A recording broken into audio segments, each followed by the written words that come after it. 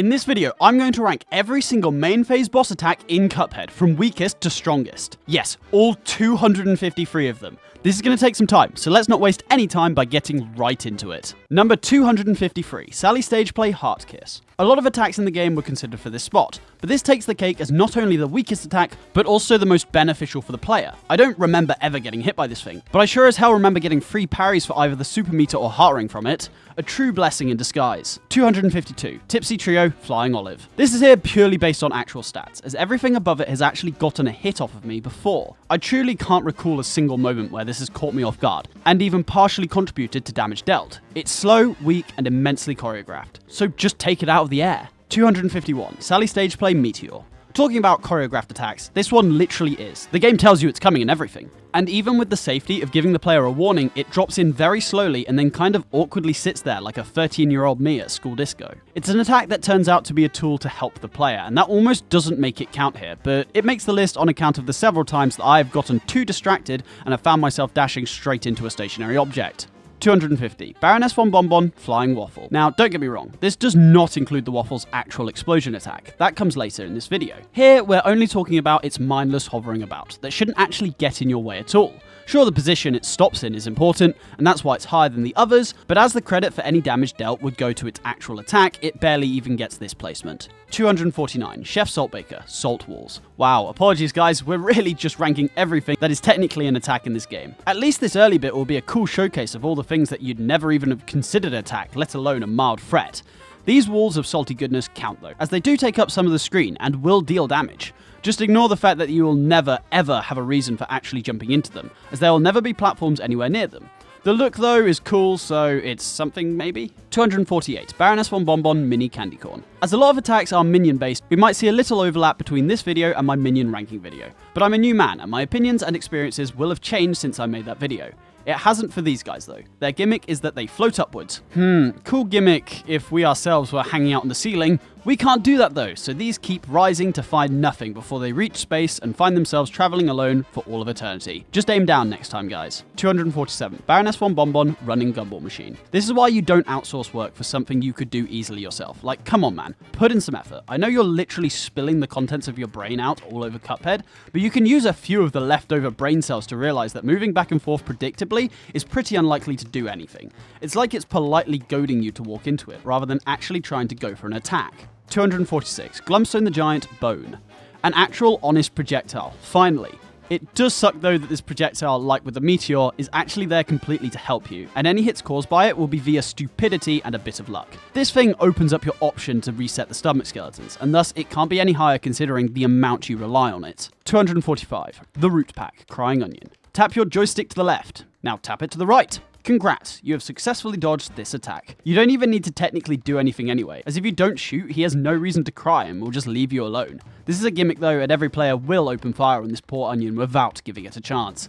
That doesn't up the threat level even a fraction though, so yeah, cry about it. 244, The Devil Flying Bomb. For such an intimidating big attack, this is an embarrassingly low placement. I don't know, maybe it's because you can instantly deactivate it with a simple parry? Usually it'd be like, oh my god, we've got to get it quick, we're really up against the bomb's hidden countdown time. But this thing takes so long to explode. You could take your headphones off, walk down to your car, go shopping for some ice cream, and still make it back to either parry it for some free stuff, or just simply move to the other side of the screen. Which, yeah, by the way, is also an option. What a waste of potential, but at least this is the only big move that's a waste, right? 243, Captain Briny Beard Boat Laser. For such an intimidating big attack, this is an embarrassingly low placement. I don't know, maybe it's because you can simply duck to dodge the entire thing, and it gives you so much warning as well. What an absolute nothing burger of an attack that's made out to be this grand impressive thing. You can even dash under it if the barrels are in an awkward spot. So there is almost no way of getting hit by this thing. 242, Goopy Legrand Punch. We have officially leveled up, as now you can't just move left or right, you actually have to duck. Revolutionary, but not fitting enough to be any higher. This gives you so much wind-up time as well that you'd have to be trying to take damage, or simply be a first-time player to get hit. Get out of here. 241, Mangosteen Laser Ball. You'd expect a tracking laser projectile to be a threat. Nah, not really. It suffers from the same weakness as most of these attacks. It's too obvious and can be dodged with a simple move left. That's it.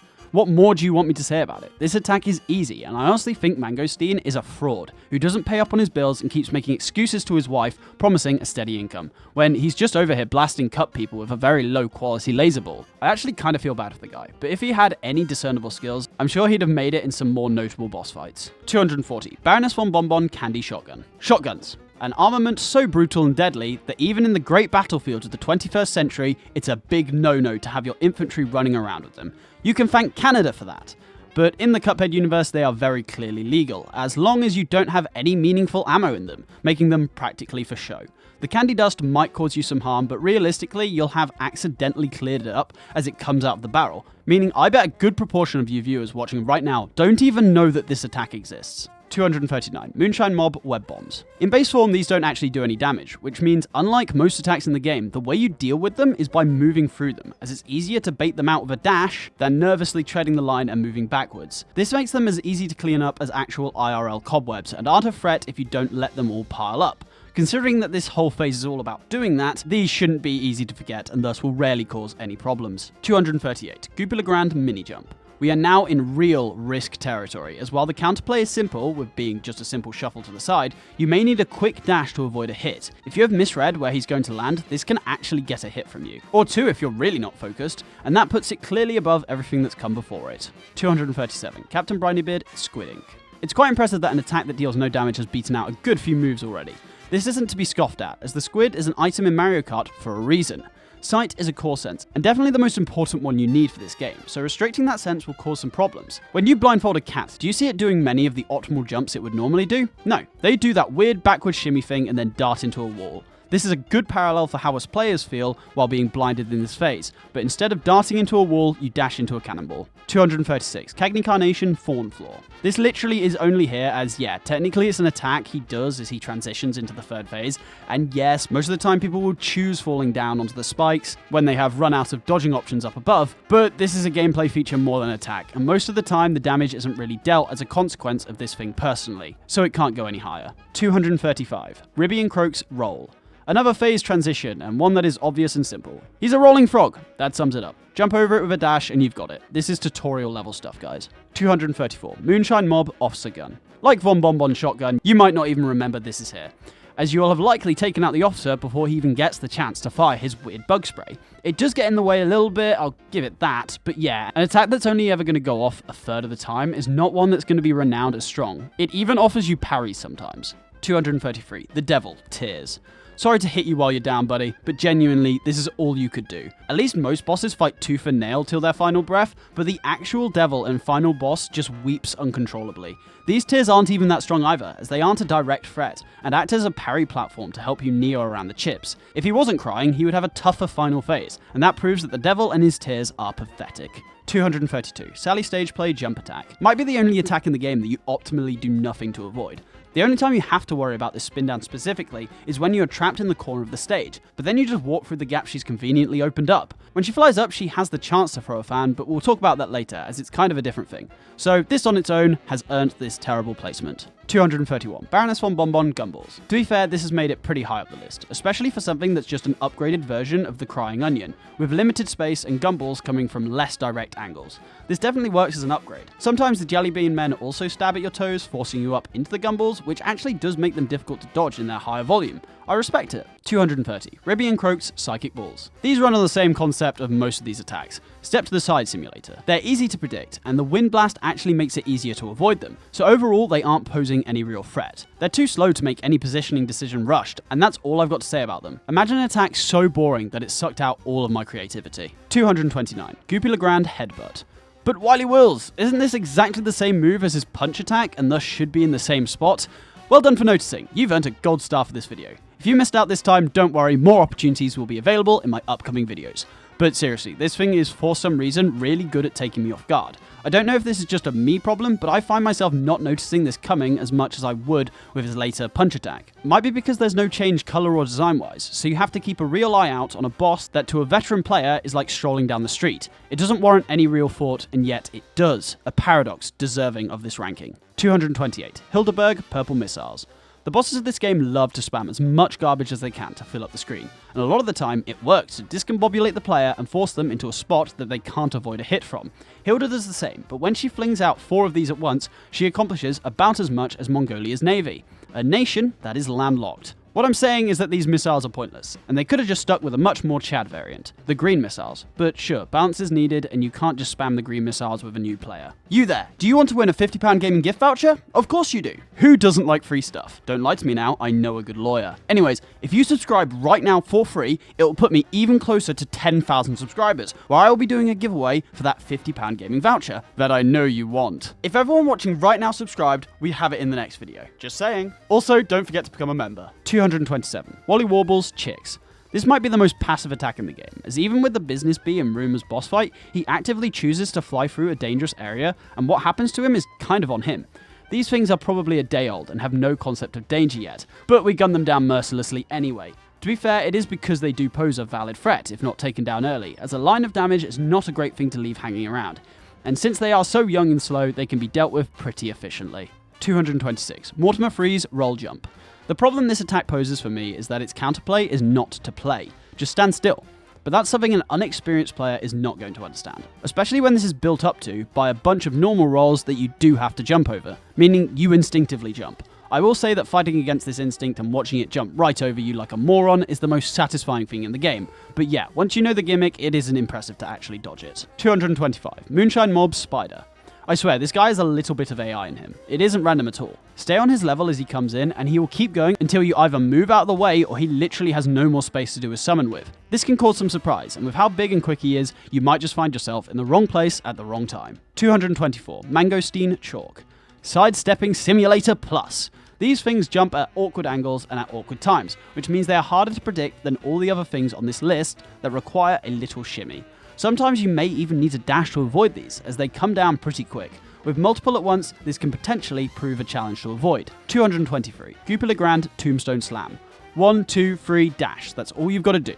The difficulty is calculating which way to dash as a massive rocky tombstone tries to add you to its gravesite. It's fast but simple, and you should really only get hit like 5% of the time. 222. Calamaria Water Spurt. This doesn't deal damage and doesn't even effectively push you into damage most of the time. The only time that this works is when Calamaria goes for her swordfish, as you need pretty good vertical movement to deal with them. That's going to be tough to do though when you're being forced upwards. 221. Moonshine Mob Barrelmen. These can get in the way reasonably effectively if you don't have eyeballs and foresight. Look before you jump and these things won't do anything, as the ones that come towards you are just insta-killed by most weapons, and ones from behind won't catch up. These even offer parries, so if you're smart, you'll never find these to be an issue. 220. Moonshine Mob Officers. Like in my Minion video, these are the exact same in principle to the barrels, but don't give you parries, so they are a tinsy bit stronger. 219. Rumor Honeybottom's Business Bug. Shouldn't really expect much from a guy who's just trying to get to work. He can be annoying sometimes if you haven't unintentionally killed him with spam fire, and when he spawns, there's a chance he just pops out the side where you are, but if you're that close to the wall, it's kind of your fault. Overall, he's a decent addition to a phase that's awkward and doesn't give you much thinking room to consider the slow-moving minion. Not impressive though, just respectable. 218. Tipsy Troop Horizontal Spill. This attack is way too obvious. The glass is tilting for a good second or two, and that gives you so much time to jump over it. The spill itself is quick, but when it's like one of the only things in this entire fight that poses any threat, all of your attention is going to be on it anyway. 217. Phantom Express Skeleton. If you stand on the edge of the cart, this actually can't damage you. So while it poses a threat at first, this realization kills all of its difficulty. As long as you're keeping the pumpkins in check, you'll be fine, as they do have a chance of forcing the platforms into an attack, which is unavoidable. This is a pumpkin feat though, and that means the giant awesome skeleton that takes up a whole phase looks pretty pathetic in comparison. 216. Cagni Carnation Flying Nut. This thing cannot harm you in base form, and when it opens itself up, you can take it out in one shot. The problem though is that it's striking you from above, something that isn't easy to focus on while you are being swarmed down below. You might even attempt to aim up at it, only to find that all the projectiles are absorbed by the relentless amount of flying munchers.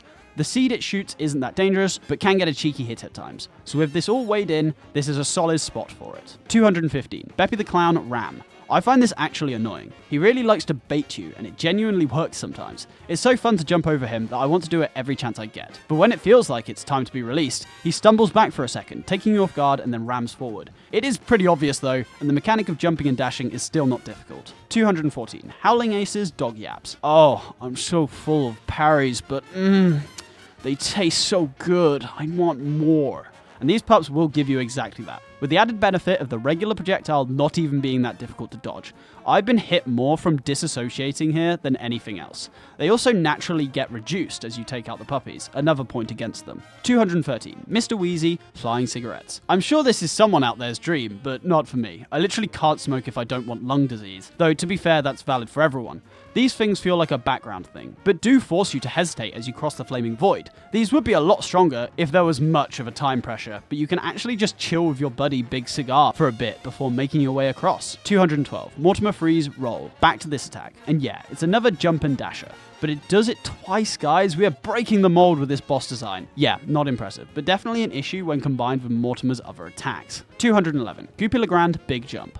I actually feel a little bit intimidated by this attack. It's not supposed to be threatening, considering the boss fight it's in, but I think that adds to the fear, as any hit taken here brings total dishonor on my family. Dashing is once again key, so it's not requiring anything complex, but like with the Tombstone, it's about knowing which direction to move in and calculating that fast. 210, Sally stage play, big wave. Wow, this has actually gotten higher up than I thought it would. I think that's just for the fact that if you are feeling invincible, as you should in Sally's fight, you might get too hungry with power and forget to set up the meteor, making the wave impossible to jump over if you leave it too late. Don't be a moron like me half the time, and there is no risk. It even tells you when it's coming. 209. Mr. Chimes, flying. Another attack that seems targeted at morons like me. Patience is all you need, and without it, you might try to cram in a little more damage as he moves towards you and the side of the screen. Stay a little too long and his angle might change, moving him directly into you at breakneck speed. Completely avoidable with some patience though. 208. The Devil, Chinese Dragon. This one is not fair. It doesn't pose any threat at all, as the counterplay is literally just to casually walk to the other side of the screen. What makes this unfair though is that it forces you into an area you cannot see, on top of the imp's spawning point. If its spawn lines up just right, there is pretty much nothing you can do to avoid a hit. Not fair, yes, but way too rare to ever make this consistently a strong move. Remember, most of the time this comes on screen just to hang out. 207. Hildeberg, lunge transition. Greed is a blight of all men, and this is a true test of greed. Much like with Mr. Chimes, you can stay in front of this as it winds up its attack, but should you? No, of course not. Does that stop me from doing it anyway, just to get a little more damage in? No, of course not. I reap what I sow. 206. Baroness von Bonbon, Jellybean Men. Another little parry generator, but one that can get in the way on occasion. Without these guys, most of the Bonbon minions are literally garbage. These though fit their role very well as a small thing that obnoxiously gets in the way. They're like that one guy at a meetup that clearly nobody likes, like bro, why are you here? 205. Dr. Carl's robot, parry laser. Yeah, we're definitely in parry generation territory now. The attacks that have great benefits, but do technically up the stakes of the fight. I've been hit by this attack an immeasurable amount of times, as I've flown in at awkward angles. But this is more of a 1-to-4 ratio between hits and parries. With the heart ring, you could get 2 lives off of this thing easily, while only really getting hit once, very rarely. Net positive, but still doing some damage, so yeah, it's going here. 204. Mortimer Freeze, tarot cards. These are almost as useful as tarot cards in real life. 2 slow-moving projectiles that sometimes offer parries. Wow, so useful for the player. Mortimer, however, has been left with an attack that is actually pointless. I think this was genuinely added to make it feasible to get an S rank, and that's it. 203. Beppy the Clown, ducks. Just shoot them, bro. It's not that difficult to jump and dash while holding the shoot button down. Or, to be super sure, and something that I do, knock them out on spawn, and thus they are forever dealt with. I'd say it's worth the small bit of wasted time you'd get from constantly jumping to do so, especially as this phase doesn't have much HP. Otherwise, they'll always be in the perfect spot to be in the way. 202. Werner Vermin, Ram. Like with Hildeberg's wave, the game actually gives you a way to avoid this attack. The difference though is that you don't have to set it up by shooting something, as the game just straight up hands you the platforms. This is still somehow harder though, and that's because the parry needs you to jump up and down into it rather than just jumping up into it, meaning you need to plan and time your initial jump into the parry a lot better so that you're ready to jump over Werner. 201. Glumstone the Giant, blow darts. These don't actually get in the way as much as they should, and with their various heights, have never been a tremendous threat. They even offer you a small lifeline as a parryable platform if you're really stuffed with such a large gap. You can also accidentally kill the gnome that fires them, so overall, they aren't that notable. Number 200. Jimmy the Great, pyramids. I'm not talking about the lasers, just the pyramids, as they float around in a circle. Yeah, without the lasers, they're kind of annoying, I guess. I wouldn't expect to really get hit by these things, but with some unlucky RNG, the head laser can combine with these into something that resembles a challenge. but a challenge that more resembles an elderly person getting up the stairs. It's logistical rather than skillful. What does that mean? I don't know. But I do know that the fact that these things block bullets is a pain in the butt. 199. The Devil. Imps. Super easy to deal with consistently, but do have their ways of forcing out a hit. As mentioned earlier with the Chinese dragon. The problem is that the Devil has so many attacks that force you to pay attention that you can't spare a lot of thought for these little dudes. Like, you have to waste a shot on them so they can't get in the way, but that requires you to stop jumping and aim directly at them. It's a basic concept, but sometimes tough to pull off with everything else happening around you. 198. The Phantom Express Eyeballs. Probably the only attack in the game that can be negated so hard that it doesn't even exist. Trust me, if you're having trouble here, just equip Converge and go nuts, baby. The fire rate is so high on the weapon, and the eyeballs have such low health in expert mode that they get insta-killed off spawn every single time. Without this though, they can present themselves as a reasonably valid threat. 197. The Root Pack Mudshot. We have finally made it to the first official attack in the game. This means that everything before it has simply been a downgrade, though to be fair, within this phase, it's the only attack you have to worry about. This isn't that hard to avoid because of this, but does require an understanding of its rhythm in expert mode. 196. Wally Warbles Child Laser Gun. Who gave this child a gun? This, sir, is a concealed weapon, and that is not a good look, even if it's not technically a felony. I think. And the fact that you have no clue it's there is its biggest strength, as otherwise it would just be a free parry every single time. This phase as a whole draws you closer to the boss, who will then open fire at point blank range, getting an easy hit on an unsuspecting new player. 195. Moonshine Mob Snout. This rank is pretty much based off the same principle as the last one. You don't really know about it until you've been hit by it, unless you're a really patient player and don't want to try climbing the ruins of this arena. If you do though, you will get hit. It forces you into the middle as a whole and helps to add panic and mystery to the phase, as there's never really a guarantee it'll do the full hit. 194. Fear Lap Exploding Horseshoes. These are way too slow to really be any problem, and once again, they give you easy parries. Even though they are slow to move outwards, it always feels like they open up the space between them quickly enough to not be an impenetrable wall, which means they're pretty useless in both theoretical uses. 193. Sally Stageplay Off-Screen Jump. When Sally jumps off screen, you know exactly what she's going to do, and where she's going to come from. All you need to do is time a dash well enough to dodge her. That's not difficult, but I certainly find myself getting hit by this more than all the other dash-based boss attacks so far. 192.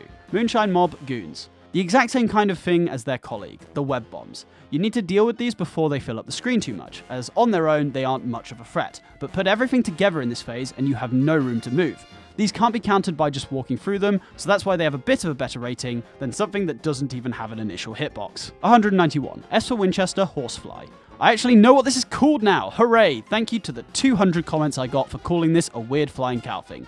To be fair to me, it's still a pretty good descriptor. Anyways, this is simple to deal with, if you actually give it a shred of focus. He comes in slow and in your sightline, and then fires a small projectile directly at you. You have two chances to avoid getting hit. Either kill him on spawn, or move out of the way of the projectile. That's more clear options than most attacks. 190. Hildeberg Bull Ram. Our regular mode icon. Most of this list has been considering the expert mode version of these attacks, so it's actually really impressive that this has made it so high. That's purely because of the only place you can damage the phase from being directly in the boss's place to damage you, and these are fast attacks that really need a sense of when to get out of the way before it even starts attacking. It gives you a little bit of warning time though. 189. Ribby and Croak's Fireballs. Ryu needs one Hadouken to take out his enemies, lore-wise I'm sure, but these guys relentlessly spam them with the hope of at least dealing 1 point of damage, which sometimes they do if you're an idiot and don't know how to duck and jump.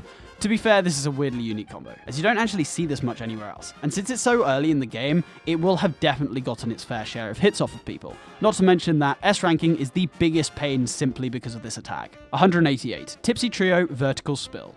Once again, this is the same principle as Sally's jump off screen, except with Sally's, that's the only thing happening. This spill is harder to avoid simply because there are other factors to consider, as you may not be able to dodge it purely horizontally. 187. Sally Stageplay Roses. I'm getting tired of these easy attacks that can technically get some damage off you if you aren't paying attention. Yes, these aren't the main focus, and thus they can get a sneaky little hit in with how small they are and how little they stand out, but the game literally shows you where they're coming from in the background. This isn't the first time this boss fight has shown you exactly what to expect, and thus it would be interesting to fight this without the foresight the game gives you. 186. Howling Aces Laser Blasters.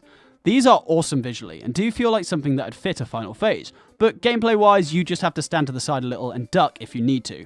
Not to mention that they give you a pretty much guaranteed parry with every single attack string. I'll give it to them that this is a fun attack to avoid, but it isn't a hard one. 185. The Root Pack Carrot Missiles. Wow, these guys are still here? I didn't expect that. Though, to be fair, this is still technically quite far up the list. I'm happy though that clearly they have something I'd consider reasonably dangerous. These carrot missiles aren't tough and aren't fast, but they are awkward. What does that mean? Well, they come in at bizarre angles and in different spots, which means that you need to position yourself intentionally to kill them, taking focus off of the boss itself. If you don't do this though, you'll be overwhelmed and have no space to dodge through them when avoiding the carrot laser. 184. Carnation, Thorn Spike. Nope, we are still firmly within the easy zone. I really like this attack in phase, but these things are so easy to avoid. Jump and dash the safe platform, that's it. They give you so much time to do this as well, so these really aren't the threat of this phase. More like a way to direct you into the real threat. Foreshadowing. 183. Captain Brinybeard Barrel. Another thing that isn't the main focus, but is a real thorn in the side to deal with. The fact that it works exactly like a thwomp is a downgrade, as you get to choose exactly when it launches down towards you.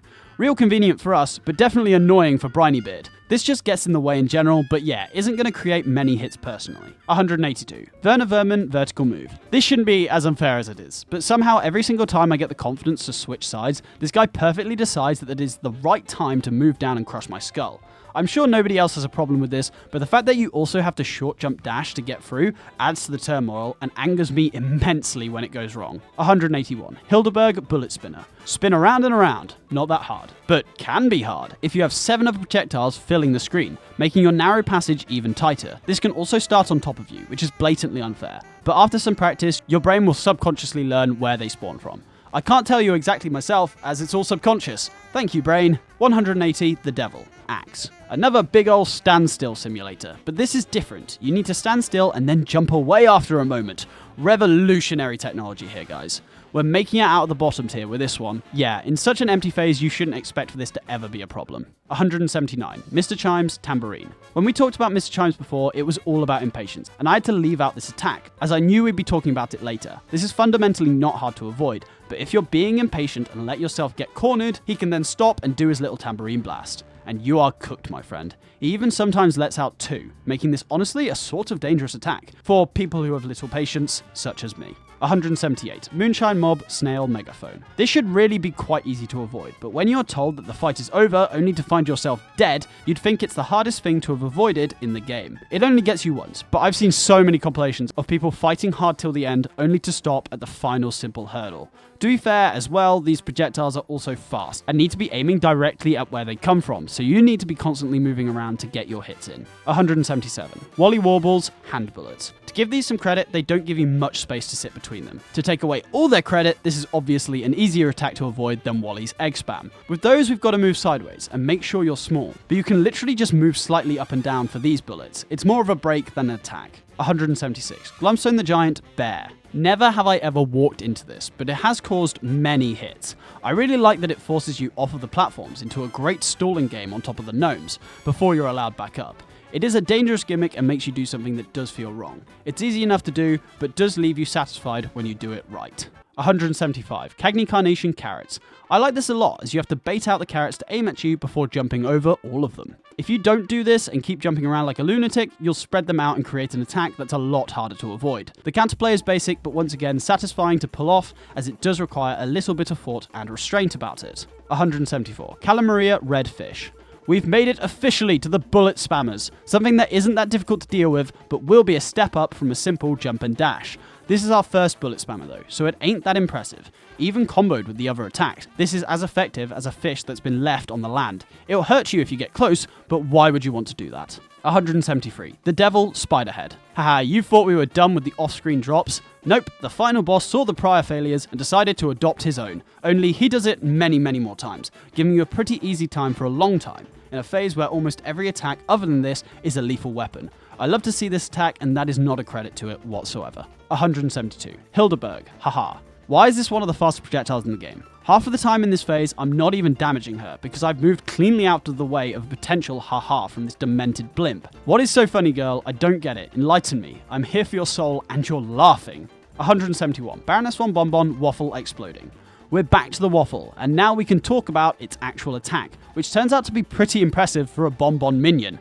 I'm not going to glaze it that hard, don't worry, it's probably already glazed enough to be fair. You want to be damaging this as much as possible, but when it stops, both positions you could be in to reasonably damage it from are about to be hit by big chunks of dough. If it's also in a weird position, you might find yourself having to dodge 4 projectiles in quick succession. It's impressive for what it is. 170. Dr. Carl's robot, bolts. I hate that these things manage to find a way to hit me, even though they're slow-moving bullet spam. I will say though that their size and slowness probably contributes to this, as I expect them to be out of the way, only to back right into them, expecting the space to be empty already. The bucket loads of projectiles on the screen already boost these things as you don't have enough space to play with. 169. Mortimer Freeze, Whale Slam. The perfect tool for you, the player, to get rid of all these pesky minions he's set up. This should place the attack lower, but the fact that it awakens the minions and forces you to dash towards them makes them still very much a threat. 168. Fear Lab, Ghost Jockeys. Probably the most unnoticeable thing in the game, as I remember getting hit a lot during this mini-boss, only to find that I couldn't figure out what it was by, because these things come through so quickly on the bottom of the screen that I hadn't really noticed the different designs for the jockeys, and was too focused on the giant skeleton horse and his horseshoe bombs. Once you do realise they are trivial to deal with, but still represent a minor threat. 167. Ribby and Croak's Fireflies. Another weak minion that can be dealt with easily if you focus them down. Yeah, but that's tough when you aren't given a lot of chances to focus them down. That's why I like the roundabout shot, as I can pre-set up shots to take them out while I'm dealing with dodging other stuff. There is still the chance though for one to perfectly slip through, and it can actually be difficult to quickly stop and aim up at it. 166. Sally Stage Play, Fan. This is arguably the foundation of the entirety of phases 1 and 2. Without this, there would be no threat. A tracking projectile that sticks around on the floor though reduces your options a lot, especially in the second phase, where your options are already so limited. It's very claustrophobic. These make even your openings awkward, as they may be sitting exactly where you need to be if you dashed under Sally. Congratulations Sally, you're not a total failure, and I'm sure we'll be seeing you again later. 165. Moonshine Mob, Caterpillar. With everything else going on in the first phase, this is the cherry on top, as it's pretty much the only offensive attack and something you can't deal with before it can do anything. It doesn't have an insane amount of health, so if you focus it down it doesn't get far, but if you're distracted as it spawns, this knockoff screensaver can become a real issue. 164. Howling Aces, Yarn Balls. These should on paper be easier than Brineybeard's laser, and of course we've seen where that has placed, but 2 factors make this considerably harder to avoid: the plane platform and the tennis balls. When you crouch you cannot move unless you dash, which keeps your crouch active. The issue here is that if you have positioned wrong and a tennis ball's going to hit you, you cannot dash, as with the little space you have, you'll find yourself shooting right off of the side of the plane. The original position itself is hard to calculate, as the plane moves depending on where you are on it. That means you need to add that into your consideration before locking it in and praying the balls aren't coming your way. 163. Cagney Carnation, Headbutt. I've called it a headbutt, but it's more like a weird flurry of random movement. This can be tricky to avoid if you aren't entirely paying attention, but it's far too obvious for it to be a consistent threat. Most of the time this will get hit, purely because it has accidentally timed itself perfectly that you can't go up or down, as there's something in the way in both areas. That is entirely dependent on your horizontal position as well though, so it's too many factors in our favour. 162. Baroness von Bonbon, Candy Corn. The only challenge you have here is reacting quickly to the 50-50 decision of whether it keeps going or not. The tech to avoid it is easy. It's another jump and dash, but yeah, it's almost like the glass bridge in Squid Game, but you have to choose right at least 4 times here. The stakes aren't quite as high, and you do have some info to go off, but I get if you're upset that the parallel makes no sense. 161. The Root Pack, Carrot Laser. I think, guys, this is it. Say goodbye to the first boss in the game. Here on out, we are in serious territory, but not before we acknowledge that these lasers actually have hands. They're tracking and quick, which makes them a great thing to combo into the carrots with. Because they are also so quick, a simple dash might not cover the entire distance you need, so they do need some planning to avoid. 160. Calamaria, Ghost Swordfish. I love a quick zip up and down, and that's what you need to do with these things. On their own, they aren't that bad, but with some awkward combos, they can be the most threatening thing in this phase. Unfortunately though, they aren't. 159. Dominoes, Flying Game Piece. Don't let this get near your rear. It will not go well for you. Instead, kill it before it gets the chance, as it flies over you.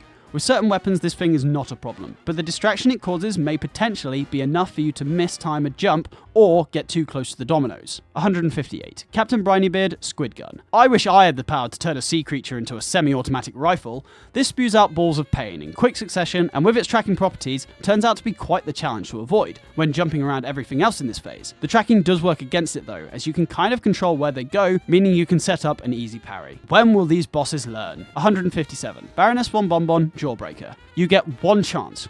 One opportunity to not get absolutely shafted in this phase, and if you jump over it too early, that's game over as you lose any space you have with it coiling around you like some horrific sugary serpent. Because of the way its mini Gumballs follow, they can block your escape, and thus you need to perfectly plan this whole phase by jumping over it and killing it before it gets back round to you. 156. Sally stage play Umbrella. Just a pest really. Like bro, chill out, it isn't that deep. You don't need to be constantly moving back and forth on my tail like this. It's actually so annoying. Not insanely dangerous, but certainly something that you have to be dodging constantly. 155. Glumstone the Giant Floor Gnomes. These aren't as formidable as they would seem. Initially, a spiky rising floor would be a turnoff, but these make Glumstone's fight so interesting. I love doing a little jump down to dodge a projectile while risking my life on these gnomes. It really triggers the adrenaline and gives me a feeling like I'm rage baiting something, which is easily the funnest thing to do on this planet. It's even better doing it with these guys as they have no feelings to hurt. As, come on guys, a little rage bait can be fun, but let's not do it to actually upset anyone. 154. Calamaria, Turtle Mine, Mine Turtle, whatever you want to call it. You don't want to get in the way of its big explosions. Sometimes though, you have little choice other than to perfectly fly through the bullets as you dodge over various projectiles. These are reasonably high simply because they need a Han Solo attempting the Kessel Run type of attitude to even attempt and succeed in this. 153. Chef Saltbaker, Jumping Flames. These would be so strong if you couldn't control where they land. Because you can, they can be systematically placed in the optimal spots for you not to have to worry about them. They also jump in sequence, which means there is no mystery in where and when they're going to go for it. Sure, you do need to think about it, but as a whole, these are just a blockade to reduce your space for the real attack in this phase. 152. Cagney Carnation Helicopter Seed. Literally only here because they are so forgettable that you can dodge it, but then it will fly back round to mess you up. It's not far above the headbutt in this phase, as really it's the only combo that could potentially deal damage to you here. 151. Jimmy the Great Tomb. I'm not talking about the saws, I'm talking about the actual tomb you need to fly through, and it's alright. The opening's HP is pretty high, so you can't rush through, and that's this move's strength. If you try to be quick, you're more likely to get hit, as you need some precision to get through and need to make sure the coast is clear. 150. Rumour Honeybottom's Officer Flight. We have seen a lot of actual attacks that have the full intention of damaging the player throughout this list, but somehow this bee's mere flight path is more effectively a problem than anything else before it. That is because it's unnatural. You always have to be looking to the side or upwards at the boss you're facing typically, but here you have to look down at something that might even be directly below you, and that is so awkward when the platforms you're standing on are also pulling you down into it. 149. Baroness von Bonbon Roller. Would you rather have unlimited parries but no games, or games? Unlimited games, but no games. I'd personally choose the first option, but I wholeheartedly understand if you went for the second one. This phase gives you option number one, but also has a fun up and down game that the roller contributes to well, as an obstacle rather than much of an attack. It is effective though at forcing you into Von Bonbon's firing line. 148. Dr. Carl's Robot Head Ram. A phase based on temptation. You want to get in front or behind it as much as possible, so that you do as much damage as possible in the little time you have with it on screen. But this makes you susceptible not only to the head, but also the bombs. Because it's not that long of a phase, this attack isn't that hard to deal with, but it does sort of create a dance around the screen that you have to perform to deal damage to him. 147. S for Winchester Steak. I'm going to be real with you. I still cannot comprehend this thing's trajectory, and I've given up trying. Somehow I can consistently avoid it, but that's 100% unconsciously, which actually discredits the attack a little, as clearly it's easy enough to avoid automatically. It also gives you fat, juicy parries, so yeah, not actually that great. 146. Moonshine Mob Dancing Bug. You wouldn't expect to take any damage from this boss, as it seems like just a fun gimmick of a bug dancing around. If you aren't dancing around at her pace though, you'll find yourself on her side of the screen, which makes it very difficult to avoid the lasers around her, as she clogs up some valuable space. I've also personally been hit a million times as the phase ends and she falls towards where the player is, as the player hasn't moved because, come on, the phase is over, the danger is gone. 145. Howling Aces Fire Hydrants. Very similar physics to the Root Pack's Carots, which are a challenge, but with the added difficulty of little option for movement and many other projectiles. Yeah, don't need to say much more as it's pretty self-explanatory for why these suck to deal with. 144. S for Winchester Reload. This is so satisfying to dodge, as weaving through projectiles flinging up from behind is really cool. It doesn't feel unfair, but does need your full attention, and the suck-in effect does take time to get used to it. It's overall an awesome and fair attack to deal with. 143. Chef Saltbaker Sugar Cubes. one of the tamer Saltbaker ingredients, as they are slow-moving, rhythmical, and offer you parries. I've never been upset at seeing these float on screen, like I sometimes am with the other options. With certain combos, these can get a little overwhelming, such as with the strawberries, but as with all fights, if you're positioned to deal with it, you will be fine. 142. The Devil Foot Slam. I don't know, maybe this is too low, but theoretically this is a pretty simple thing to avoid. You need to jump away and then dash back, with reasonably good timing. Once you get the hang of it, it's pretty much impossible to get hit, but there is a lot of trial and error when you first start figuring it out. It's one of the only devil attacks I don't get hit by anymore though. 141. Chef Saltbaker Dough Cutters. The RNG is strong with these ones, as you might get a pattern for them that truly messes you up for when the salt dancers appear. You have limited space to jump over these, as you can't jump into the salt dancers, so you have to dash under them. If you haven't visualized your way through quickly enough, you're going to get hit. 140. Mr. Wheezy Fireball. These are so easy that there is a good chance they go fully under you on the way over. They still need a rhythm to avoid them most of the time, but generally they aren't tough. Mr. Wheezy himself, though, sticks around for around the same amount of time that it took to build the Great Wall of China, so you've got to deal with this attack for far longer than you really should. 139. Jimmy the Great Tombstone. As mentioned earlier, it's all about patience. Players see that new opening and just want to cram themselves inside of it. This is a terrible idea though, as I'm pretty sure it's always timed so that the saw is going to be there if you do. Or at least that's very much how it feels. Then you need to move about with it while trying to get the next tomb wall open. Yet again, not being too greedy as to avoid a hit. 138. Glumstone the Giant Cauldron. We've got Glumstone's parry generator now, though at least the attack on top of it is actually relatively strong for a parryable move. With the amount of projectiles and lack of space that also just so happens to be moving around wildly, you can get caught out in an unoptimal position leading to a hit. Or even finding yourself at the mercy of some gnomes you forgot to clean up, as you were too focused on parries or dodging the big purple blobs. 137. Beppy the Clown Balloons. Every single time I go for a super, I somehow time it perfectly in order for it to finish on top of a balloon. That's why I have literally banned myself from going for Super 1 in this phase. Otherwise, the balloons are a reasonable threat to deal with certain shots being especially optimal for one-shotting them. With too many at once and awkward angles all around, these can be dicey. 136. Mortimer Freeze Metal Spikes. Hear me out, I know it's another jump and dash, but you need to time this one even better, and have a safe landing zone, something this phase is very good at stopping you from having. That's all I can really say about this attack, to be honest, as it is pretty much a filler attack that the snowman likes to ram up your butt occasionally. I respect it. 135. Shima the Great Turban. Yep, not the bullets that come out of it, just the turban. Don't underestimate this thing though, as its frantic moving and stopping with an ability to track you is uncomfortable to avoid when your main threat is constantly taking your attention away. A lot of hits from this thing come from accidentally moving backwards into it, expecting it to have moved on. It also doesn't just despawn when the phase ends, but instead launches at you, with the intent to stay a threat until it gets off screen. A hater until the very end. 134. Captain Brinybeard Fireball. This is almost the same thing as Mr. Wheezy's Fireball attacks, but you actually have to dodge it. Jumping is required now, and that's really the only difference. The rhythm is easy to learn and is only a thing for half of the phase it's in, so it's not that bad. Add in the barrel on top and together they resemble more of a fart than just a puff of smoke.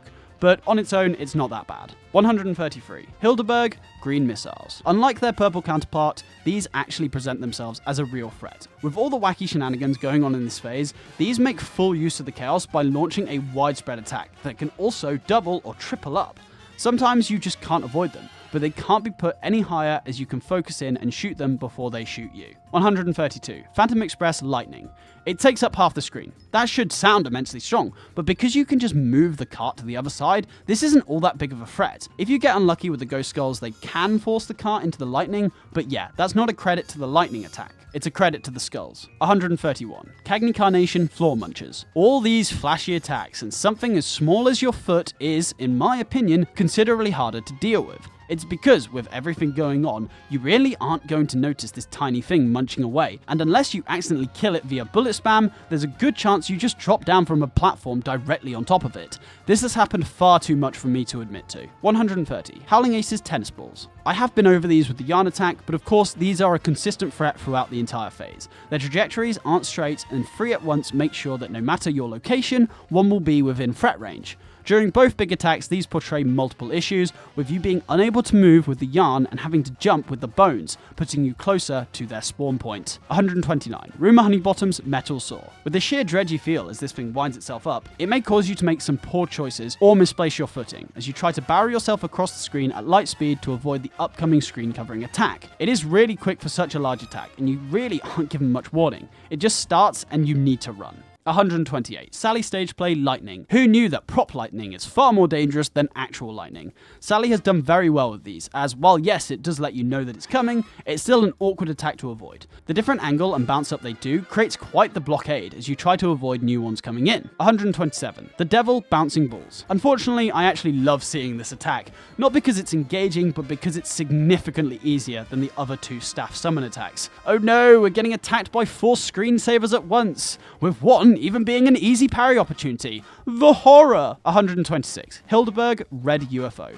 These are pretty easy in comparison to the brown UFOs, as your counterplay is actually not to avoid them, but to instead dash right through. It feels so good baiting them like this, and there is nothing they can do about it. On their own, not that big of a threat, but something that you do need to learn the counterplay for, as you'd initially assume that you shouldn't just pile drive straight into an attack. We're halfway there now! 125. Howling Aces Bone Tattoo. For some reason, I find it way too difficult to jump through this sometimes. I get the angle wrong a lot and end up bumping my head on the top one. I also get way too greedy with the parries and either do the same thing or literally jump off the plane and plummet. This is all definitely user error, but this is my list, my rules, and nobody can take that away from me. 124. Hildeberg Final Stars. Sorry, I'm at like 11,000 words for this script at this point, and I think I'm starting to lose it a little. These stars though, they're alright. They're a pretty balanced attack, with speed warranting caution and very irregular bullet trajectories that bait you into thinking one will be a threat, only for another to come crashing into you at a legal speed, like a drunk driver on a Friday night. 123. Jimmy the Great Turban Bullets. Why have they got to be so slow? They have somehow made these the perfect speed to get in the way in a premium way. They don't really feel like a projectile, and more like a labyrinth that you need to weave through while avoiding the puppet bullets. Reducing your space will always be solid, and thus they are here. 122. Essel Winchester Safe Drop. I think this may be the only attack where I try to hug the bottom of the screen, as it reduces the area and time for these various bits of money. The tracking is a threat when the projectiles are so quick, and with a large amount of them, controlling where they are is your best option, especially when you're trying to dodge the random safe drops as well. 121. Essel Winchester Chilies. Esser is staying around for a little longer, as her final phase would be nothing without these chilies. They clog up the holes that are available for you, and make sure that this isn't a simple up and down weave around. You need to figure out where an opening will exist, and one that you can get to without a chili being in the way. This attack gives you parries as well though, so no more points for it. 120. Phantom Express Ghost Skulls. We can run through these quick, as we already know exactly why they're here. So apart from the obvious thing of making you move into the lightning, they also exist at awkward angles and like to drop directly down onto you when they get the chance. The parry is a bait, as an upwards parry on an object moving down is really hard to time. Go for it and you will die. 119. Hildeberg Tornado. This requires a pretty brief maneuver that puts you in the exact same spot every single time. There is no negotiating, and if there's already other stuff in the way, sorry buddy, you've got to find a way through it, and this tornado isn't just going to stop for you. 118. Wally Warble's Flurry. A lot of stuff for a lot of nothing. It is overwhelming at first, I agree, but once you get the rhythm down, it is very much a downgrade on the first phase. Here he even stops flying up and down, meaning you don't have to worry about where you are to hit him, and also means that the chicks are just going to spawn and keep flying directly towards you, as you are also stationary. 117. Essel Winchester Snake Oil. The biggest thing about this attack is to remember it exists. There's a reason you should stick to one vertical side of the screen, and that's because these kind of lock you down. If you don't move once they've been shot, you'll be fine, but if you really need to move down, you might find yourself getting hit by some ink that you really should have known to avoid. 116. Dominoes D20. Wow, there are a lot of screensaver attacks in this game. These are some of the strongest though, as the environmental factors make it so that it's not just a simple move backwards to avoid them. You may be forced to jump over not only some spikes, but also this attack at the same time, and with good timing, or risk having no choice but to hit the back wall. 115. Calamaria Pufferfish. Straight up obstacles that can sometimes line up with attacks in a way that's engaging, but usually line up in a way that makes the attack really hard to avoid. These turn Cuphead into a 4-way movement game, like The Legend of Zelda. But then the yellow fish comes along and still has full 360 movement, meaning you need to get away from something that kind of has wall hacks.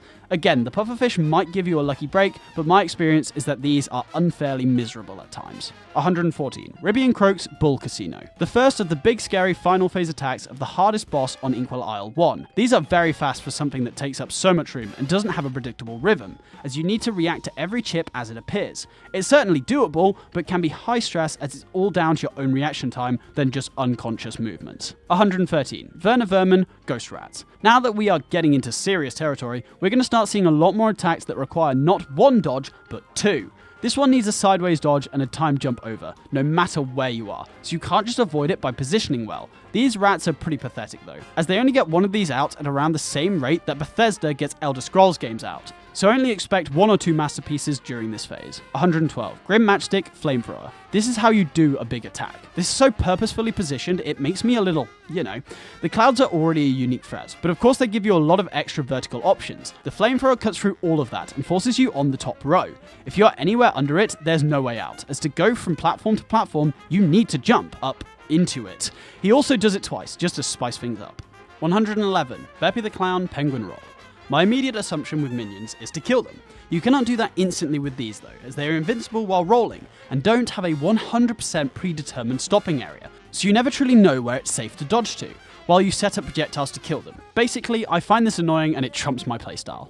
110. Glumstone the Giant, Climbing Gnome. Typically these get insta-killed as they reach the top, but do have a solid chance of popping up perfectly as you land on a platform, damaging you, with no real counterplay other than keeping an eye on them, something you can't do easily in this phase. 109. S for Winchester, Lasso. Cutting off half the screen is a bit annoying, especially when she has so many attacks that really require you to stay on one half. This means you have to frantically dodge through a bunch of awkward projectiles as soon as you see them coming. 108. Chef Saltbaker, Biscuit Animals. I use the chaser weapon specifically for these guys, as if you don't take them out, they'll overrun you more than a line of Pokemon scalpers on release day. And trust me, they are as merciless and heartless as a scalper. Easy to deal with though, as you can just rip them apart. 107. Calamaria, Yellow Fish. The unfair fish itself that makes every other attack in this phase downright harder. Dodging it on its own would be easy, as it's just a little spin around, but every other attack doesn't really allow for that movement to be optimal. 106. Rumor Honeybottom's Officer Bomb. With so much vertical maneuverability, you'd think this would be easier to dodge. It has a tight spread though, and you need to find the sweet spot between the projectiles, that just so happens to have a platform moving through it, and you need to be there at the right time. No wonder bombs are the most optimal weapon of war. You may avoid the blast, but can you avoid the shrapnel? Not really here. 105. Grim Matchstick, Jumping Fire Guys. You can fully control these guys as they jump to your last known location. The key is to stay calm and always try to get them to jump to the bottom row of clouds, as any higher and you risk some mighty jumps that will get in the way of your next jump. This is really hard to figure out initially, so for a new player, this is a nightmare. 104. Werner Vermin, Flamethrower. A double flamethrower that takes up 50% of your space, and practically leaves you with only a fourth of the screen. Yeah, that's tough, especially when it can move up and down with very little warning. This phase is already claustrophobic, and then this son of a gun invades it even more. If there was any boss I'd take out a restraining order against, it'd be for this rat. 103. Hocus Pocus, Card Symbol Line. I am in full survival mode with this guy's whole thing, even though what he does is so simple. The issue really is that he goes from one thing to the next so quickly that you don't have time to react. And these lines come down fast. Plus, if they are coming from above, you need to hit the feared upwards-downwards parry that I am really bad at. 102. Jima the Great, Swords. For a first phase, this is pretty impressive. Not a lot of projectiles hit you on their setup, but as these casually waltz across the screen with no care for you or what's targeting you, there isn't a lot of order and that turns into chaos. Does give you a free parry though, so I don't know. Definitely hard, but the easiest of his first phase. 101. Wally Warbles, Heart Bullets. This is like adding another car to a collision on the motorway. It sucked before, and now it sucks even more. This is just more bullet spam in a phase full of spammed projectiles that come from all direction, and it's very hard to keep track of everything. 100. Jima the Great, Pyramid Lasers. Pick a corner and hang out in it. That's the simple way of dealing with this, but you do have to have a good way of visualizing and predicting exactly which corners will be safe and when, as don't forget, you still have the other pyramids to worry about as well. Number 99. Mortimer Freeze, Floaty Spikes. While recording footage for this, I literally got domed by one of these instantly. Hey, at least it's proof that it does its job. These are difficult because they get in the way of standing on the platforms, with how slowly they move through. It means that once they've passed, you could still accidentally jump up into them again, if you need to move platforms. Number 98. Chips Bettigan, Ram. I might just be stupid, but it took me a solid 3 years to actually get good at short jump dashes. I'd usually just jump to max height and bash straight into a chip, especially as his spam doesn't give you time to reposition. Number 97. Dominoes, Conveyor. Spiky floor equal not easy, especially when spiky floor also forcing you into spiky back wall. Have to jump over spiky wall well timed to survive. That is hard. Number 96. Calamaria, Rock Cave. Hey, I see you scrolling down into the comments. Stop it. Listen. Good. Okay, right. This is a unique terrain that comes in specifically for a boss phase and is crucial for helping Calamaria to deal damage. This phase wouldn't be difficult without it, and thus it counts as an attack to me. Number 95, Beppy the Clown, green horseshoes. These have no chill. They come out swinging immediately, and sometimes in such a way that you have no chance not to get hit. Even if you are given a chance, you have to jump over them and the passengers together, which takes some time to line up right. These are surprisingly strong. Number 94, S for Winchester, sausage strands. As mentioned with the chilies, these aren't the craziest things to avoid, but do present a very unique challenge that takes some getting used to.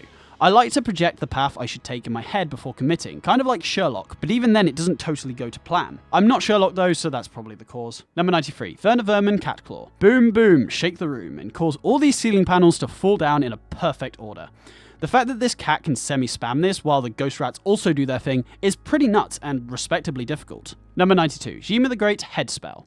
On top of the aura, pyramids, and giant lasers, they decided, yeah, let's put an almost transparent giant projectile in there, just to stir things up.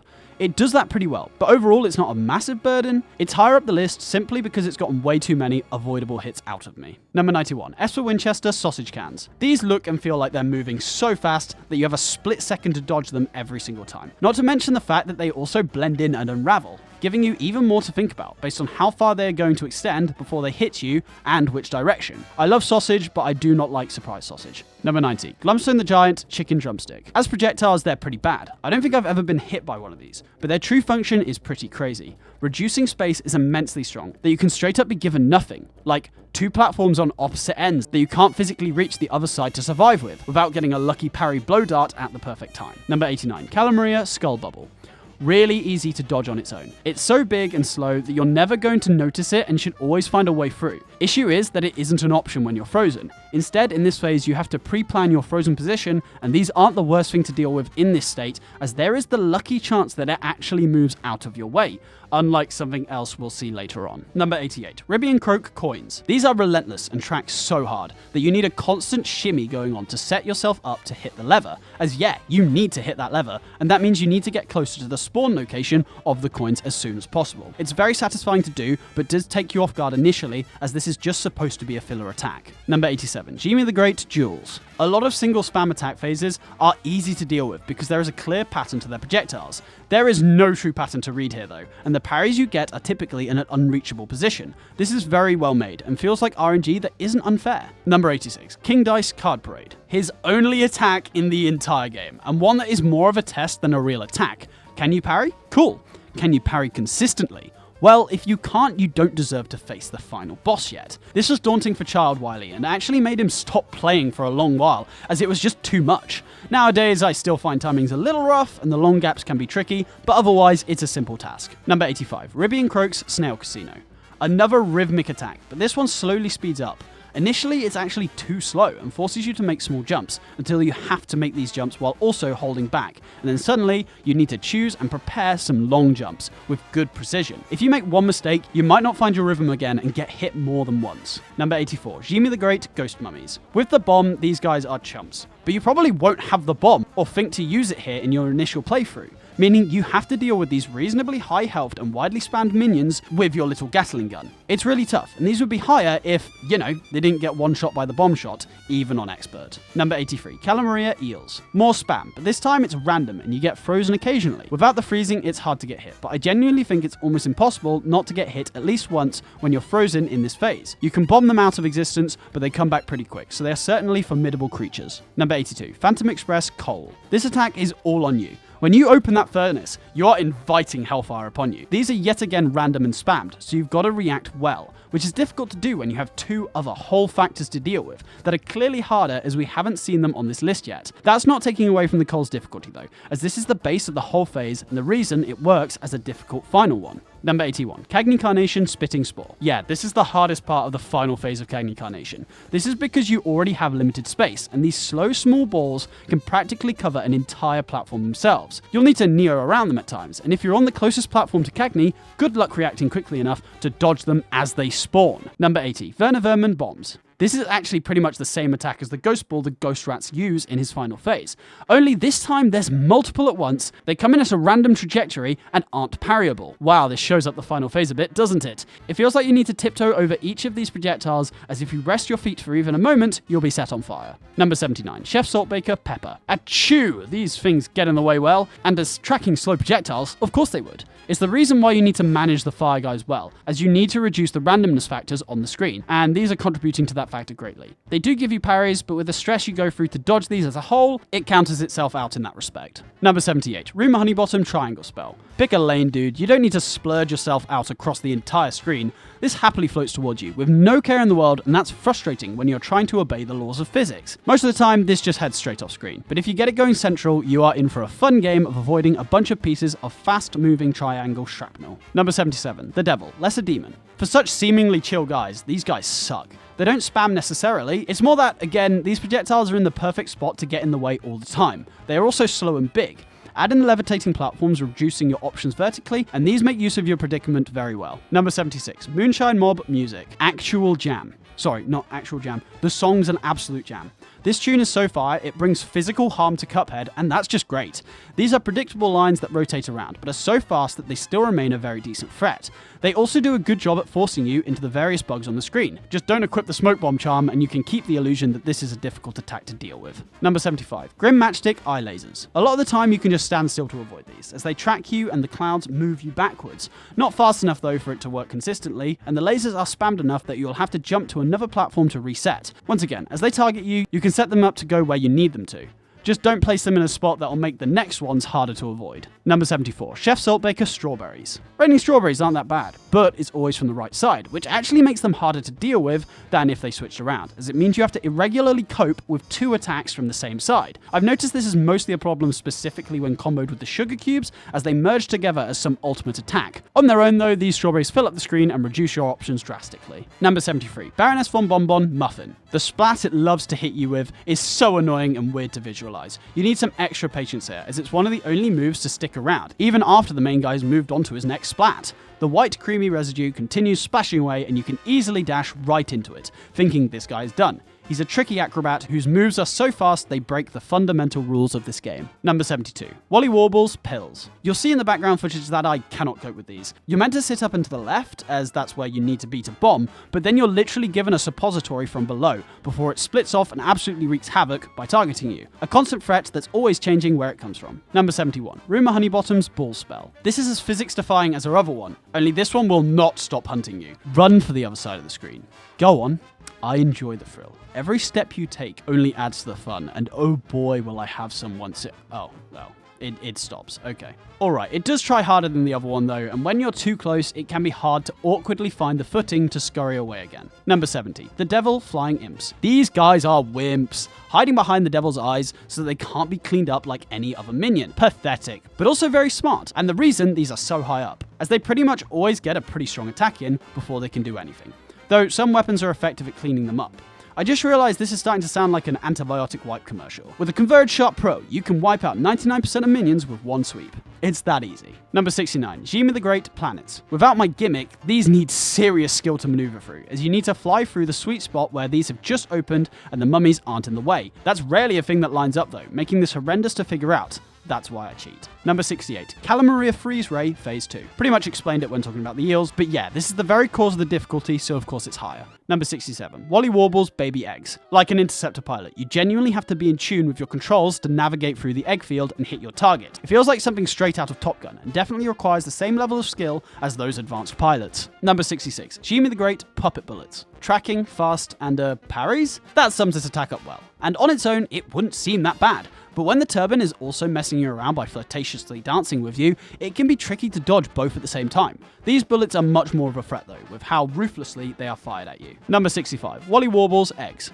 I don't think there are any attacks in the game that require a straight up vertical dodge in a flying level, or at least one this tight and quick. That's an awesome fact, and why this stands out as it's clearly unique and difficult. It throws off everything, as you have to very intentionally stop shooting Wally to spend a second dodging each of these attacks. Number 64, Phantom Express Bone Ring. Within what is already a cluster of projectiles and moving platforms, this thing toots out occasionally to target you and straight up gun it horizontally. Better keep looking or listening, because this thing actually wants your head and will succeed most of the time. It also forces you up towards the furnace full of burning coal, so that isn't great either. Number 63, Ribby and Croak's Tiger Casino. A very high intensity attack that requires perfect movements at ever increasing speeds. This is definitely the most difficult casino move to dodge, as yeah, you can make tiny mistakes in the others, but not here. If you get 2 of these in a row, I'm afraid the Cuphead gods hate you. Number 62, Beppy the Clown Golden Horseshoes. These are straight up unfair, as they come out instantly once the horse comes down, and if you need to be jumping over the roller coaster at the same time, you will get hit no matter what. They come in at the perfect jump height as well, and dashing under them isn't much of an option in this scenario. Once they are set up, they aren't that bad, but the lack of fairness gets them this ranking. Number 61, Pirouetta Balls. They are certainly stress balls. If stress balls were made for the opposite purpose. The single opening they give is far too quick to react to a lot of the time, and if you aren't facing the correct way, you better be ready to change direction and dash within around 5 frames. I love balls, but these are terrible. Number 60, S for Winchester Dynamite. Another attack where you can literally see later in the background footage how problematic it is. It kind of does its own thing as a whole, and that means that it doesn't care if there are already 3 attacks on screen. It's going to add more projectiles and they're going to be directly in the way. Your feelings are not accounted for, and even if you're on the next phase, sorry, we're not done until I say we're done. How unfair. Number 59, Mortimer Freeze Eye Laser. This used to be the boogeyman for me, but I've grown up a little bit over these last 7 months. Wow, my channel revive has been going for a while now, and hey, since you're this far in, you might as well subscribe! You wouldn't listen to an hour of my rambling if you didn't enjoy it. Anyway, this attack is quick and timing based, which you'd usually need maximum focus and positioning for, but that is ripped from your hands as you're flung around by these platforms. Number 58, Werner Vermin Catapult. Yeah, this is a sneaky little inclusion. I don't know. When conceptualizing the video, I remembered all the footage restarts I had to do, as it was immensely embarrassing to take damage on the first attack of the fight. But when recording for this one, I was actually not that bad. I think the awkward angle makes it tough, as you can't do just a simple vertical jump when it looks like you can. So you need to break that instinct, and that's a hard thing to do in itself. Number 57, Dr. Carl's Robot Blue Gem. This is spammed for so long that by the rules of statistics, you'd expect to get hit. Even just going off feelings about this, I think it's quite a hard thing to deal with, especially as you aren't safe anywhere and you have to navigate through it and across the entire screen consistently. Once again though, it offers you parries, which negates the overall threat severely, meaning it can't be a top tier attack, but was definitely close. Number 56, Dr. Carl's Robot Red Gem. Pretty much the same thing, with a slightly different pattern. I think I get hit more by this one, so it gets a bit of a better placement. Let me know which one you find harder. Number 55, Captain Brinybeard Shark. Hold on a sec. Look at me aura farm. Oh yeah, I'm so cool. If you aren't as insane at this game as I clearly am, you might find being forced to the front of the boat awkward and daunting, as it means you need to know the cannonball's fire rate and have the barrel far away from you. Nothing that I'd be worried about, I'm sure, but certainly something I've heard from a friend. Number 54, Cagney Carnation Seed Drop. Okay, I may have officially lost it. Let me just look back. Oh, yep, nope, this actually does seem like a reasonable spot for an attack that covers the screen, is small, and difficult to notice. Because it's spammed so hard by this evil little plant, you can find yourself still dealing with the first onslaught as the second appears, making it very likely that you're quite literally backstabbed by these things. Number 53, Grim Matchstick Tail Attack. As a phase that requires you to make use of all the space it grants you to avoid its many enormous attacks, it's quite naughty of the devs to have put in a sneaky tail attack that cuts off half the screen and even targets Cuphead's last known location. It's not the worst thing in the world, but does definitely make this phase a lot harder than it needs to be. Number 52, Dr. Carl's Robot Bomb Phase 2. Back to spinning, but this time you have to avoid a bomb with an explosion radius comparable to the Tsar Bomber. Oh, and they'll ignite on top of each other, making the explosion bigger and reducing the control you have over it. I assure you, the space you've given these things is likely not enough, and it's something I very much had to learn from experience. You also really do need to clean up these things as they spawn, as having 4 or more of them on the screen is a death sentence. Number 51, Chef Saltbaker Limes. I know we're getting close to the end now, as this is definitely the hardest part of the hardest phase in the entire game. They take up both spaces that you use at all times, the floor and the max jump height, meaning you only have the option that they aren't blocking to use as your escape. If that's blocked, then, well, you know what that means. With all the other garbage being thrown at you in this phase, it typically is blocked, and thus this causes so many hits and creates true dread when I see them coming up. Number 50. Mortimer Free's Snowmen Spawn. The way he switches the trajectories every single time in seemingly random fashion is honestly triggering. I can never get it right and the gaps between these guys are weirdly small. This is another one of those early attacks that causes a lot of restarts, and we're too early in to be dealing with petty little hits from attacks that don't have the right to be dealing any damage. Number 49. Wally Warble's Vomit. Inconsistent, like all things in life. A splurge of random objects at random trajectories in a limited space that goes back and forth. Yeah, of course that is difficult to avoid. I like that though, and is a cool attack to use for the only boss phase that pretty much requires for you to sit over the boss and its mouth. Number 48. Dr. Carl's Robot Walls. The true strength of Carl's final attack isn't the oppressive 5 minutes of constant projectiles, but the occasional walls that come in, make you circumnavigate through them and pop through a tight gap, while those projectiles are still there. Not to mention the fact that these can force you down into places that are quite literally blocked by PNGs. I'm not blind, I have not trained myself to move without the use of sight, and thus this is pretty detrimental. I am so sorry blind people, I get what you have to go through, and it just isn't fair. Number 47. Mortimer Free's Buckets. Why are there sandcastle buckets here? I know the cult loves them, but I want to know what the connection is, as I need some help coping with these godforsaken things. They are reasonable to avoid on the first fly past, it's the explosion on the back screen that causes the problems, as it plows into you from behind. Dude, I need to stop making these jokes. While it's still getting you from the front. With the crazy amount of angles needed to be thought about around the rotating platform, it becomes very difficult to jump through these. Number 46. Mortimer Free's Snowman. A minion with invincibility, my worst fear. If a minion that rolls in freely can get pretty high acclaim, obviously one that spawns and sticks in the ground with some invulnerability is going to cause some problems. And it does, as it takes up a lot of space, and when activated, takes up even more as they move towards you, with no care that you have to jump precisely over them. If they all activate at once, you might as well have started Armageddon. So just don't let that happen, okay? Number 45. Dr. Carl's Robot Hands. Because I don't see this much, as my route through Carl's first phase is so optimized, I don't have the experience to deal with it, and the knowledge of the plasma ball's timings, meaning that when I do have to deal with it, I'm ill-prepared. It, along with the magnet, are attacks that I have tried to intentionally avoid though, to be fair, so that's a credit to it. Number 44. Baroness von Bonbon Heads. These things suck so much. They are intentionally rage baiting me. They have to be. Not only do they track, but they love to stop exactly where you want to be. Then she throws out another! Oh my god, I cannot cope with this. I mentioned it in my phase ranking video, but it feels like the boss design doesn't want you anywhere, and that's why I elect to hover on the parry roller than on the ground or platform, as you can't stand still for even a second in either area. Number 43. Rumour Honeybottom's Bee Missiles. I like that this attack makes use of the particularly vertical nature of this boss fight, but do have trouble with the pretty likely off-screen hits at the top and lack of options when the game just decides to not give you any platforms in the spaces you need to jump to, especially as the optimal counterplay is just to jump straight up, and that might not be an option. Number 42. Grim Matchstick Fireballs. Huge detailed mass whose trajectory tries its hardest to cover every spot on the screen, and very much succeeds to when this guy fires both at once. My best tip for these is to stick close to the spawn location and above them, but that isn't really optimal when he goes for his lasers, so you need to react on the fly and really learn how these things work. Number 41. Dr. Carl's Robot Drones.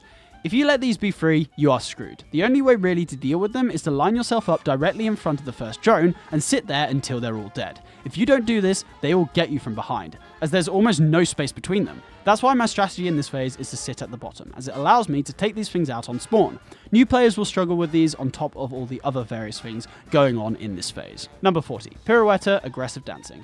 Another little rage baiter. She literally stops during the attack to ruin your momentum and then starts up right as you get out of position. This is not Elden Ring. You don't have to be doing any of this garbage. She doesn't really care though, and ruins people's runs over and over again. This is the only King Dice mini-boss that I avoid like the plague. Number 39. The Devil, Poker Chips.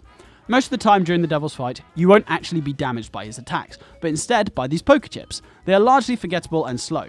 That does not stop their consistency and size from being in the wrong place at the wrong time though. With everything going on here, it's easy to forget that the platform you've planted yourself on is due for a visit by one of these lovely things. Number 38. Phantom Express Pumpkins. Yep, the Minion is the biggest threat to your safety in this entire fight. That's because it's pretty much omnipresent across the entire thing, and is one of the only things that can disrupt your platform. This means unless they are consistently kept in check, there's a good chance it drops a parry that'll push you straight into a boss's attack, with no going back. I'd say it's reasonably manageable, but in the final phase's chaos, it's so difficult to keep track of. Number 37, Moonshine Mob Tongue Laser. I know it's not a laser, but it certainly looks like one. This thing isn't the worst, but can and will take you off guard to get a hit, even if you think your parry timing was right. It's quite a hard thing to dodge overall, but the infinite parries it gives you, as well as the fact that it's useless at the top, has stopped it from being near the top 10. Number 36, Calamaria Spiky Walls. We've gotten there at last. These are far worse than the skull bars because they are fixed in place and can cover 70% of the path ahead. If you're frozen and slightly out of position, you are done for, even if you've lined yourself up with the skill of a neurosurgeon. A ghost ball might decide to fill up the gap and there is no winning. Number 35, Glumstone the Giant Standing Gnome. These are so annoying as they are below you. You have to go after them intentionally or make sure that Crackshot deals with them. When you're inevitably forced onto the low ground, if you haven't dealt with them beforehand, you're going to meet the consequences as you cannot stop down here. Even the little fireball is a pain in the butt, but my final issue with these is that multiple can spawn, and that doubles the trouble you'll have. Number 34, Beppy the Clown Slow Roller Coaster. Throughout this video, the Beppy attacks have one thing in common. They are made stronger by this thing existing. You wouldn't need to jump into the horseshoes, or make sure the balloons are cleaned up. This is the RNG part of the fight that causes all the problems and makes preemptive positioning impossible. Number 33, Chef Saltbaker Ceiling Fans. No matter how much you try to focus on these things and plan where you want them to be, you won't be able to do it for long, as your focus shifts back to the main attack, with you only again noticing them once they are literally on top of you. I remember, while fighting this for the first time, not really knowing what was hitting me, as there was so much on screen. Lo and behold, it was the tracking projectiles that jump so far you can't even tell where they come from. Number 32, Glumstone the Giant Ball. Shifting trajectories that aren't very obvious. I'm not a professional pool player. I can't tell the exact angle these guys need to bounce it to get to the other side. This can land pretty much anywhere on the screen, so it truly feels like a positioning gamble for me. Number 31, Hildeberg Brown UFO. If you forget to deal with these before it's too late, well, it's too late. That's kind of it. You need a selective bit of counterplay where you intentionally trigger their attack with enough room behind you to shuffle back. It's one of the only attacks where this type of counterplay is required. Number 30, Captain Brinybeard Cannonball. In the back corner, it'll be there. In front of the boat, it'll be there. And while you're dodging all these other things, it'll be there. This is always firing and always in the way, meaning you constantly have to be watching out and jumping out of harm's way, likely into more harm. Two of the minion summons manage to obstruct your view of this thing as well, with the sea dogs in particular being a problem. Number 29, Dr. Carl's robot Magnet. If there is one thing I'm confident about in this game, it's my control over Cuphead. After all, this is the only thing you are given control of, so it feels really uncomfortable to have that control ripped from you, only to be dragged backwards to an unoptimal position. That makes cleaning up this phase way too difficult. I find the bolts very hard to avoid when in this state. At least it doesn't last very long though. Number 28, Rumour Honeybottom's Fist Missiles. You can probably tell after an hour of my opinions that I cannot cope with bizarre bullet trajectories, and I cannot tell what these things are aiming for. They have a sort of circular motion, but it resembles something more akin to an orbit than a true circle. Sometimes they even do a surprising funky turn. I never feel safe while these are out, so I think that warrants a good placement. Number 27, Moonshine Mob Tongue Spear. No, not the big one, the little one that this lovely anteater loves to troll you with. It's a small reminder not to get comfortable, as otherwise you'd get complacent while the tongue laser is recharging. This is quick and you need space to avoid it, which the big bug balls will happily take away from you. Number 26, Glumstone the Giant Geese. I hate these with a burning passion. In fact, they might be the only attack that causes me genuine real-life anxiety. If you pick the wrong platform, you'll be raised straight up into these fellas. And if you only have 2 platforms left anyway, it's not even a choice anymore. It's just going to happen. This means you have to dash onto the low ground where you may find standing gnomes in the way. It's a great combo, I'll give it to Glumstone, but it is very difficult for the player. Number 25, Sally Stage Play, Baby Bottle. Just a random projectile that spawns in the middle of the screen with little to no warning. Yeah, in a claustrophobic boss fight that requires dashes like this, of course this would be the number 2 cause of damage. And yeah, there are even worse parts to this. Number 24, Beppy the Clown Fast Roller Coaster. A great cleanup tool for all those pesky penguins, but a dangerous obstacle when the penguins have managed to already throw their baseballs. You have to scramble about between fast-moving platforms in order to avoid these and not fall down onto the roller coaster. If you do fall, good luck getting back up, as you are dragged to the side of the screen, far away from the lowest point that you can use to get on a platform. Number 23, Cagney Carnation Green Munchers. I love spammed tracking minions. They are my favourite thing. I just love how you need to clean these up, giving you no time to damage the boss. And I love how awkward their spawning area is. Oh, and how they move brings me so much joy, with their alien turning circle that makes it even harder to track where they're supposed to be. Number 22, Werner Vermin Solo Saw. These just blatantly invade your social bubble. Then you try to get away from them, but like any creep at a convention, another one shows up just to do the exact same thing. Try to hide under Werner and you'll find yourself crushed. There are no options, only pain. Number 21. Mortimer Freeze Ice Pops. They know when and where to come in to inflict devastating damage every single time. They also know to come in from behind, as that means you have practically no way to effectively take them out. This is a minion that might as well be a basic attack, and a very effective one at that. Number 20. Jimmy the Great Cats. Oh my ever-loving god. There's got to be at least 15 tracking projectiles here that also spawn out of tracking projectiles. This is the worst, and I've only now recognized the horror of this attack. No wonder I've always hated it. It's everything that I hate combined. It is satisfying to slip through a gap and get a parry, but half the time the gap closes as you go through it, and you are left thoroughly dissatisfied. Number 19. Captain Brinybeard Sea Dogs. These guys somehow dodge the crack shot. That's how insane these things are. This means you have to go back to the good old-fashioned aim and shoot tactic, a minion cleanup for these guys, which would be fine if the cannonball wasn't on the exact same level and can pretty much hide itself within them. It'll get to you before it's too late. And that's all down to the Sea Dogs, as you have to kill them since they take up all the floor space. Number 18. Calamaria Freeze Ray Phase 3. Of course, my problems with the Spiky Wall and Skull Ball are only relevant because I'm frozen.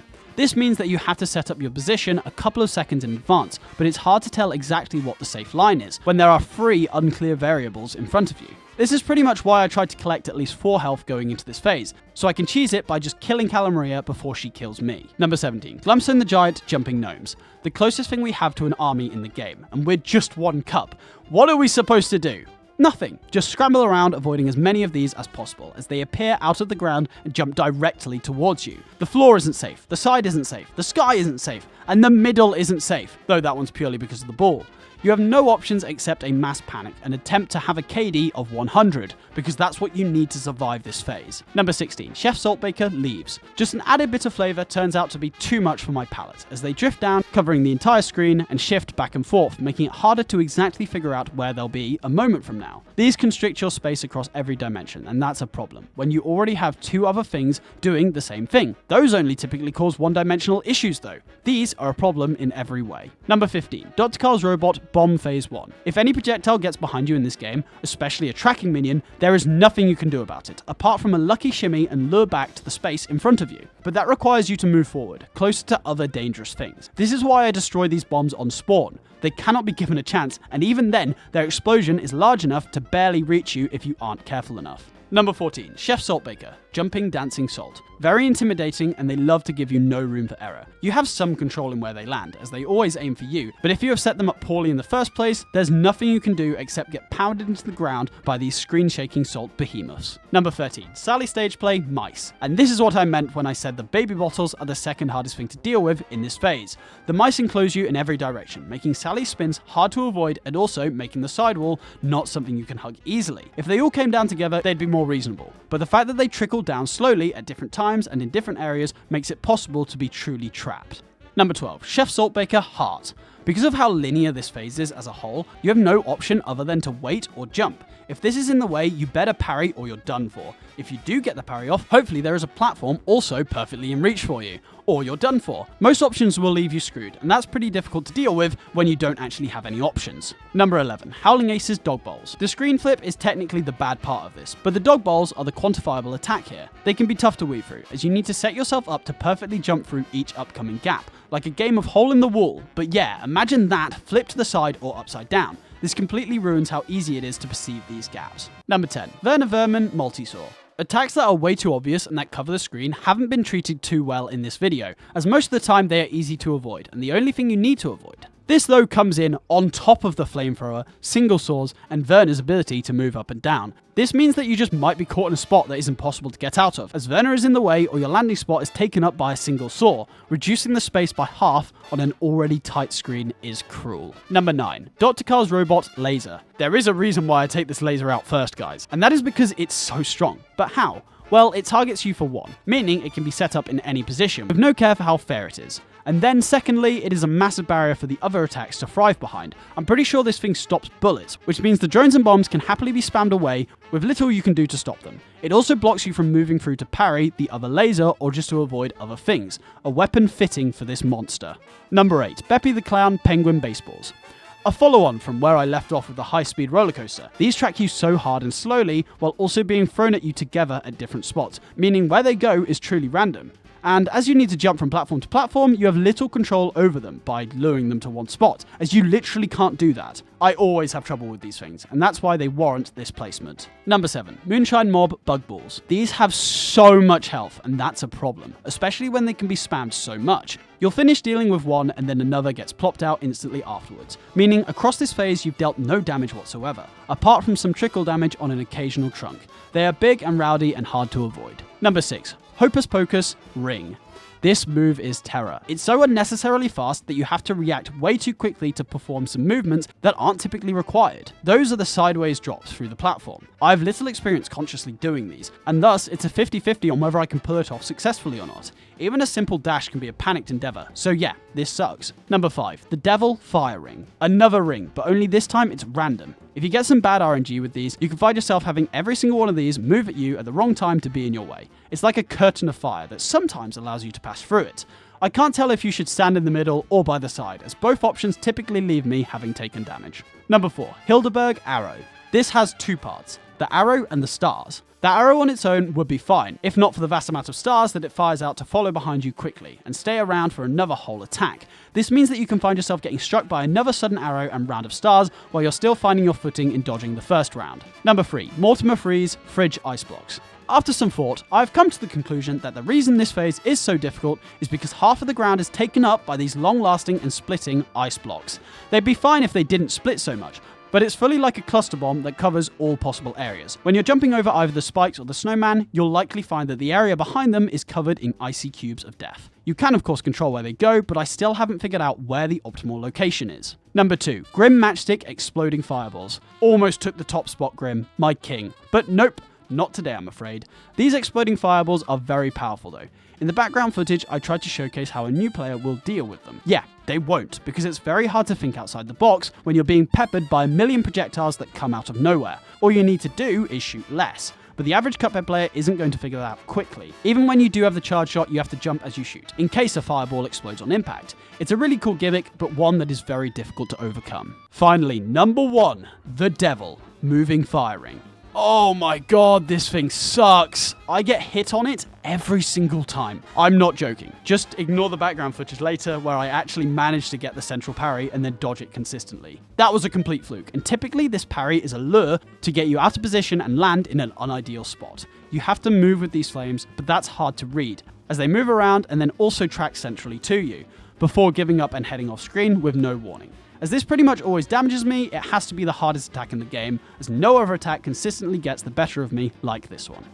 If you're here, you are awesome. To prove that you've made it this far, leave a comment saying, "Rings suck," and I'll give you a like on the comment. Since you are here, please subscribe. I beg of you. It's free, helps the channel out so much, and will get us closer to the giveaway goal of 10,000 subscribers. The video on screen is YouTube's best recommendation for you, and my Cuphead playlist is there if you wanted to have a look. Oh my goodness, if you go back to the start of this video, you'll notice that I have lost my voice since then.